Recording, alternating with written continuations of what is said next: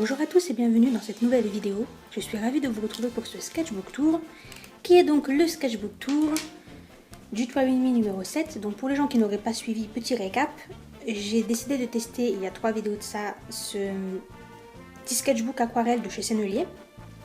Il contient 10 feuilles, ça fait donc 20 pages et il est format A6. Et l'idée c'était de le remplir entièrement le plus rapidement possible, et il m'a fallu à peu près 8 jours. Donc c'est parti. Alors je ne vais pas revenir trop longuement sur les pages que j'ai filmées, je vous invite à aller regarder les 2 précédentes vidéos. Alors, il faut savoir que cette page là en fait c'est la couverture, c'est ce que j'ai fait en tout dernier. J'ai rempli d'abord tout le carnet, puis après je suis revenue sur cette page là. Ici j'avais noté les idées et j'ai à peu près réussi à tout caser, donc je suis assez contente. Et donc là c'est juste des petits doodles, des petites flammes. Alors là il est content, là il est normal, là il est pas content, et là il est tout triste. Voilà, la page de bouquet, je l'ai filmé dans le Toy With Me, donc n'hésitez pas à aller regarder. Le grain du papier, ici, donc c'est la surface, alors on fait le point, c'est la surface qui contient le grain. Vous voyez, c'est un grain un peu ligné, comme le papier Arteza. Et l'autre côté, cette face-là, c'est, on va dire, le seul défaut de ce carnet, qui n'est pas propre à ce carnet d'ailleurs. Il y a beaucoup de fabricants de sketchbook aquarelle qui font ça. En fait, clairement, c'est une feuille d'aquarelle qui a été pliée et le recto sur lequel on est censé peindre et le verso sur lequel on n'est pas censé peindre. Et la vraie difficulté que j'ai eue, c'est que dès que j'ai le premier coup de couleur que j'ai mis, en fait la peinture n'a pas accroché. C'est comme s'il y avait une... comment je pourrais dire, un gel, une espèce de chose plastifiée dessus qui fait que la peinture accrochait pas. D'ailleurs, j'ai l'impression que ça se voit quand même un petit peu à la façon dont la peinture s'est répartie. À ce niveau-là, et même à ce niveau-là, on dirait qu'il y a, je sais pas, que j'ai fait un effet d'eau alors que pas du tout, c'est la peinture elle-même qui a réagi comme ça. Donc c'est un petit peu le défaut et c'est pas propre à ce carnet, comme je le disais. Il y a beaucoup de fabricants qui font ça en fait, qui prennent la feuille et il y a un côté qui est parfait, sur lequel il n'y a rien à redire, et l'autre côté qui est déjà beaucoup moins adapté. Il faut savoir aussi qu'il est, comme il est extra lisse, cette surface-là elle est extra lisse, d'où peut-être le fait que la peinture n'accroche pas. Elle est aussi assez fragile. Donc ça m'est arrivé par exemple quand on gomme de trop ou quand on utilise des pointes un peu dures, ça s'arrache complètement. Bref, donc ces 2 pages-là je les ai filmées également, donc je vous invite à aller regarder les vidéos. Petite scénette, et là c'est des portraits. Ah oui, alors comme je l'avais déjà précisé, me semble-t-il, les images, s'il y en a qui vous intéressent et que vous avez envie de vous en servir vous-même comme modèle, n'hésitez pas à les regarder, elles sont dans mes tableaux Pinterest. Cette image-là, par contre, je ne l'ai pas filmée, donc l'idée c'était, j'ai pas pris de modèle particulier, l'idée c'était de faire, j'ai essayé de faire un effet de lumière avec la lumière de la serre tout derrière et différents plans. Bon, je trouve que c'est plutôt pas mal, en tout cas ça correspond à l'idée que j'en avais, donc j'en suis assez contente. Les insectes par contre, je me suis filmée en train de le faire. Alors les insectes, la petite astuce, c'est comme les bijoux, c'est le truc à faire qui rend toujours bien, qu'on peut pas louper et qui est vraiment facile parce qu'en fait c'est très symétrique. Vous voyez, c'est la même chose de deux côtés, donc pour peu que vous appliquiez un minimum, bon c'est pas trop compliqué à faire. Et dès qu'on met un peu ces effets de contraste très fort avec la lumière et les zones beaucoup plus colorées, ça rend hyper bien. Et c'est la même chose avec les bijoux, les pierres précieuses, etc. Dès que vous mettez un peu des éclats de lumière et tout, ça rend nickel. Et c'est vraiment très gratifiant à faire, on est toujours satisfait. Donc quand j'ai un truc, quand j'ai envie de faire quelque chose de joli mais que j'ai pas envie de trop me prendre la tête et que j'ai envie que ce soit vraiment réussi, bon, voilà, je fais soit des insectes soit des bijoux, ça passe à tous les coups. Alors ça c'est la première double page que j'ai pas filmée. Donc là, petite chauve-souris. Et comme je vous disais, le papier il était trop fragile. Et là c'est quand j'ai passé le Posca, vous voyez, ça a arraché une bonne partie des fibres. Et bon bah voilà, c'est le jeu ma petite Lucette. Ici j'ai fait un petit peu de lettering. On fait le point, hein, un petit peu de lettering. Et là c'était juste histoire de travailler un petit peu la lumière comme pour cette page là. Donc voilà, rien de spécial. Cette double page, je ne l'ai pas filmée en dessin, mais j'ai filmé la mise en couleur. Donc bon, là c'est pareil, hein, rien de bien particulier. Ici c'était une petite scénette.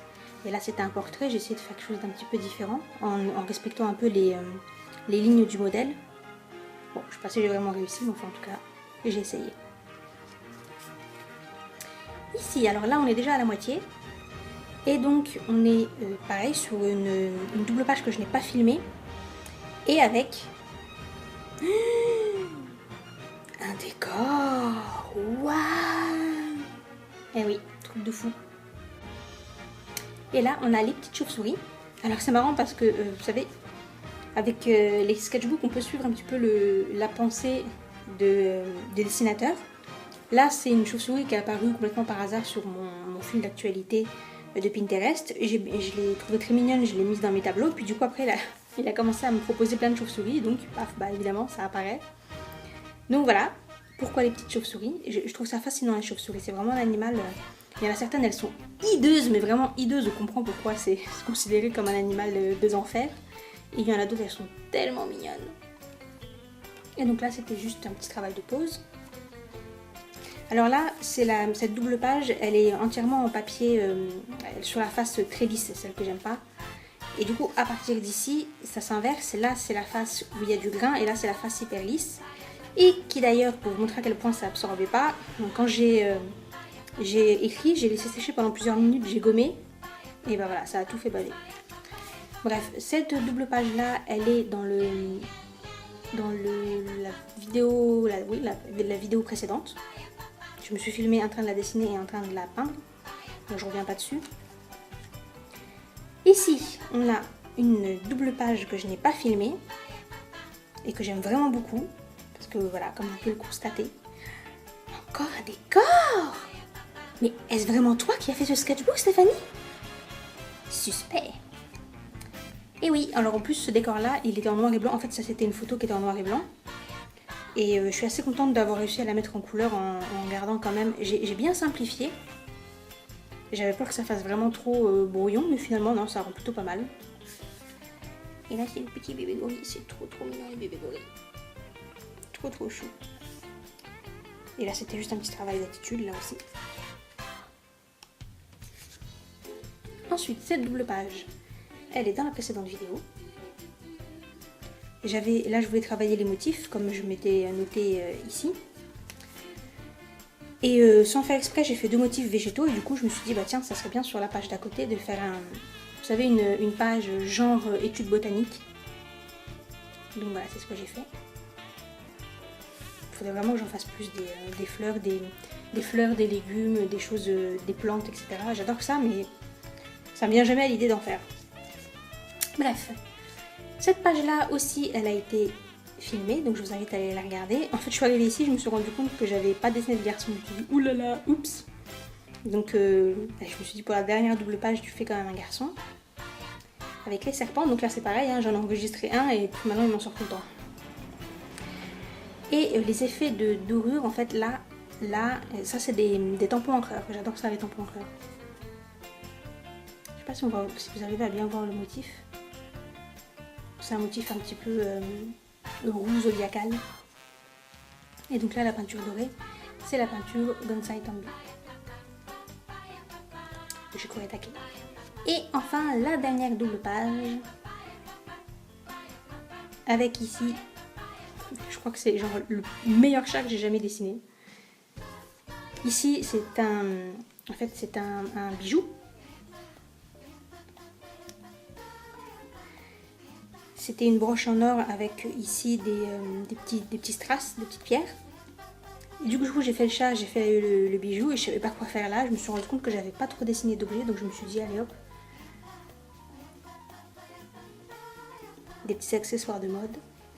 Et là, c'était juste un dessin au Posca et au stylo bic. Voilà, c'est fini. Bon, écoutez, j'espère que ça vous a plu. Si vous avez vous-même fait des petits challenges, n'hésitez pas à m'en parler. Je serais assez curieuse d'apprendre ce que vous avez bien pu faire. Nous, on se retrouve dans une prochaine vidéo qui sera un Try With Me. Et d'ici là, portez-vous bien. Bye!